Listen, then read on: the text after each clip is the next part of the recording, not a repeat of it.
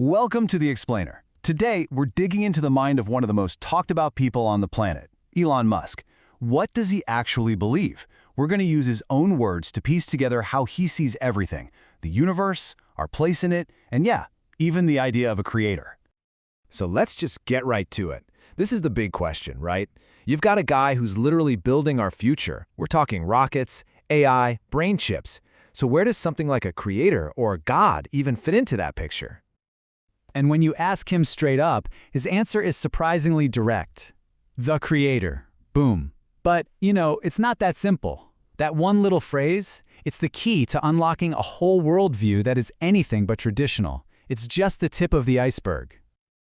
Okay, so how does he even get there? Well, the key thing to understand is that for him, this isn't about faith, not in the traditional sense anyway. It's about logic. He's basically trying to solve the problem of existence like it's an engineering puzzle.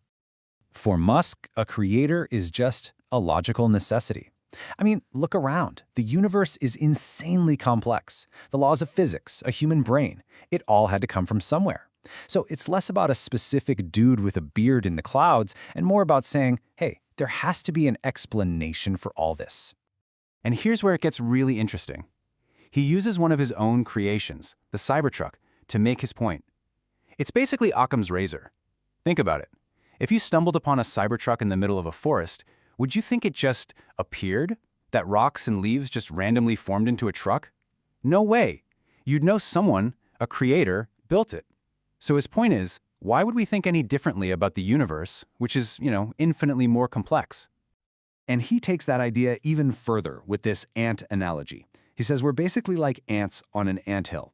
We see our little world, the dirt, the other ants, but we have absolutely no concept of the giant humans walking all around us. We're just not equipped to understand them.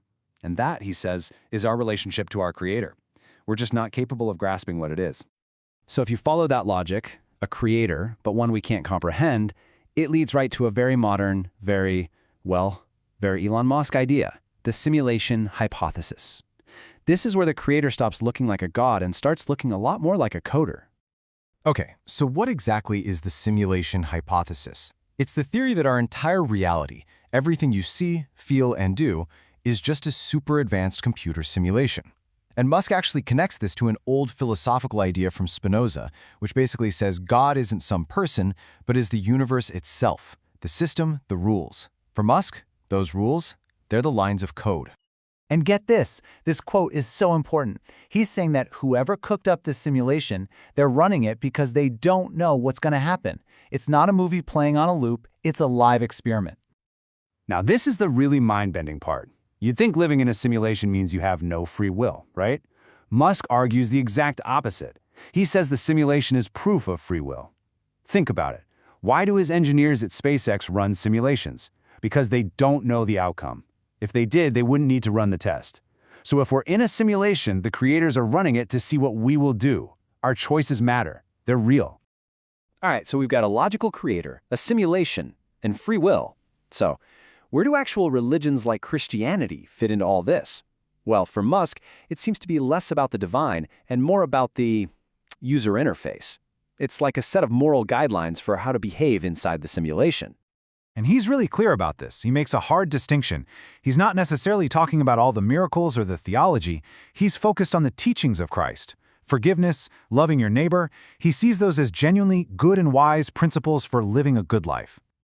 And you gotta understand, when he says something like this, the world listens. I mean, 52 million people saw a single post where he just quoted the Lord's Prayer. To put that in perspective, that's more people than watch the most popular TV shows.